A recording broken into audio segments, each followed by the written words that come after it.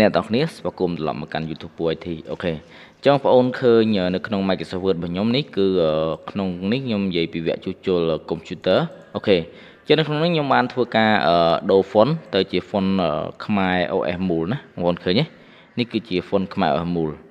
ប៉ុន្តែនៅពេលដែលយើងធ្វើការដូរទៅខ្មែរ OS មូលអក្សររបស់យើងនេះគឺវាអត់មានធ្វើការផ្លាស់ប្ដូរទេគឺវាលោតរបៀបនេះអូខេចឹងដំណោះស្រាយមានន័យថា computer របស់យើងគឺអត់មានខ្មែរ OS មូលទេណា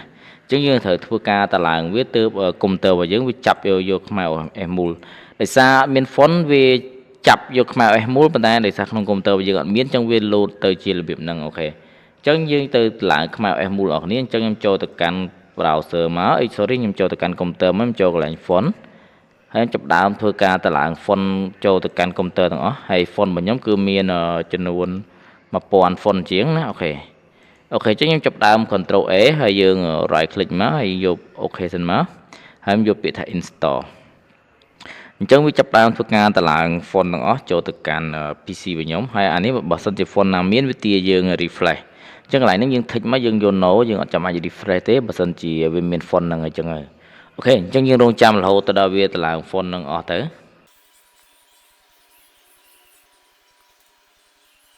អញ្ចឹងបើសិនវាលោតអញ្ចេះអាហ្នឹងមិនថាវាមិនមែន font ទេដោយសារខ្ញុំ select ទាំងអស់ខ្លះវាមិនមែន font ណាវាលោតអញ្ចឹងយើងគាត់ tick មកហើយយើងចុច close មក